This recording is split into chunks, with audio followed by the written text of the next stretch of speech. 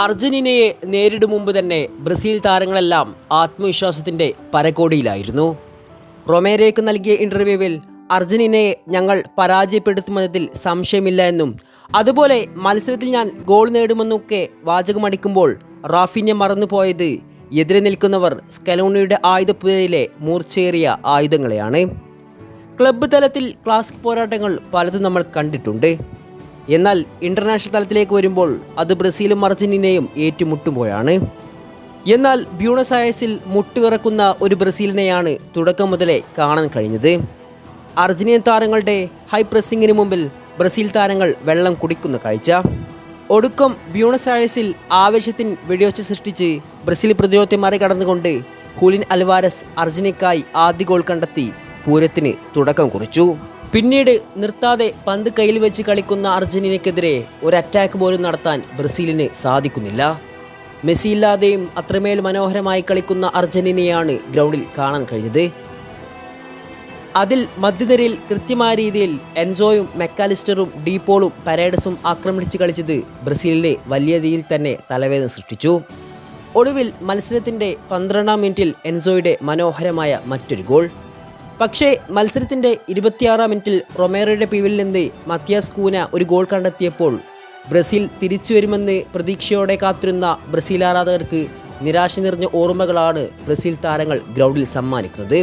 ആദ്യ പകുതി അവസാനിക്കും മുമ്പേ മാക്കലിസ്റ്ററിൻ്റെ ഒരു ക്ലിനിക്കൽ ഫിനിഷിങ്ങിലൂടെ അർജന്റീന ലീഡ് 3-ആയി ഉയർത്താൻ മാക്കലിസ്റ്ററിന് കഴിഞ്ഞു. മത്സരം 40-ലേക്ക് അടുക്കുമ്പോൾ ബ്രസീൽ താരങ്ങളും അർജന്റീൻ താരങ്ങളും ചില വാക്ക് തർക്കങ്ങളിൽ ഏർപ്പെടുന്നുണ്ട്. രണ്ടാം പകുതിയിൽ ചില മാറ്റങ്ങൾ വരുത്തി ബ്രസീൽ തിരിച്ചു വരുമെന്ന് കരുതിയെങ്കിലും ബോറടിപ്പിക്കുന്ന സമീപനങ്ങളാണ് ബ്രസീൽ താരങ്ങളിൽ നിന്നും കാണാൻ കഴിഞ്ഞത്. ലക്ഷ്യബോധമില്ലാത്ത മുന്നേറ്റനിര, ദുരന്തമായി മാറുന്ന ഡിഫൻസ്, ശാന്തമുഖമായി കിടക്കുന്ന മധ്യനിര. അക്ഷരാർത്ഥത്തിൽ ഇതാണ് അർജന്റീനയെ പരാജയപ്പെടുത്താൻ വന്ന ബ്രസീലിയൻ സ്ക്വാഡ്. ക്ലബ്ബ് തലത്തിൽ അവിസ്മരണീയ പ്രകടനം പുറത്തെടുക്കുന്നവർക്ക് ബ്രസീലിയൻ കുപ്പായത്തിലേക്ക് വരുമ്പോൾ ഒന്നും ചെയ്യാൻ സാധിക്കുന്നില്ല. മത്സരത്തിന് മുമ്പ് അർജന്റീനയെ പരാജയപ്പെടുത്തുമെന്നൊക്കെ കൊണയടിച്ചതുകൊണ്ട് മാത്രം കാര്യമില്ല, അത് ഗ്രൗണ്ടിലും കൂടെ നടപ്പിലാക്കണമെന്ന് ബ്രസീൽ താരങ്ങൾ മറന്നപ്പോൾ അർജന്റീൻ താരങ്ങൾ അതിന് മറുപടി നൽകിയത് ഗ്രൗണ്ടിലാണ്.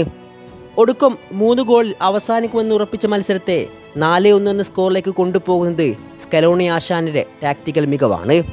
അൽമാഡയ്ക്ക് പകരം സിമിയോണിയുടെ മകനായ ജൂലിയാനോ സിമിയോണിയെ കൊണ്ടുവരുന്നു. വെറും 4 മിനിറ്റിനുള്ളിൽ ടാക്ലിഫേക്കയുടെ അസിസ്റ്റിൽ 0 ആംഗിൾ കിക്കിലൂടെ സിമിയോണി ബ്രസീലിനെ വല ചലിപ്പിച്ചതോടെ സ്കോർ ബോർഡിൽ അർജന്റീന 4 ആൻഡ് ബ്രസീൽ 1. അവസാനം റഫറി അവസാന വിസിൽ മുഴക്കുമ്പോൾ നാണക്കേടുമായി ബ്രസീൽ മൈതാനം വിടുമ്പോൾ ആവേശത്താൽ അർജന്റീൻ താരങ്ങൾ ഉന്മാദരാകുന്നുണ്ട്. മത്സരത്തിന് മുമ്പ് കൊണയടിച്ച ബ്രസീൽ താരങ്ങൾ മറന്നുപോയത് സ്കലോണി എന്ന ആശാനെയാണ്. ഇത് സ്കലോണിയുടെ അർജന്റീനയാണ്. മെസ്സിയുടെ ചുറ്റിലും പോരാളികളെ നിരത്തി മെസ്സി ഡിഫറൻസ് മേക്കറായി നിന്നുകൊണ്ട് തന്നെ കോപ്പ അമേരിക്ക കിരീടവും ലോകകപ്പും അടിപ്പിക്കാൻ അയാൾക്കറിയാം.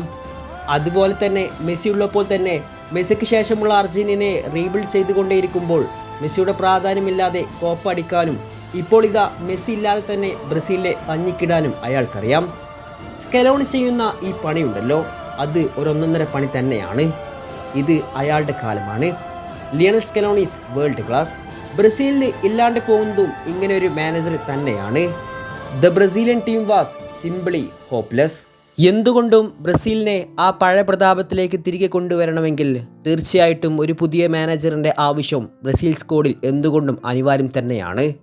അത് ഉടനെ നടക്കാത്ത പക്ഷമെല്ലാം ബ്രസീൽ ആരാധകർക്ക് ഇത്തരത്തിലുള്ള നിസ്സഹായമായ പ്രകടനങ്ങൾ ബ്രസീലിൽ നിന്നും കാണേണ്ടി വരും.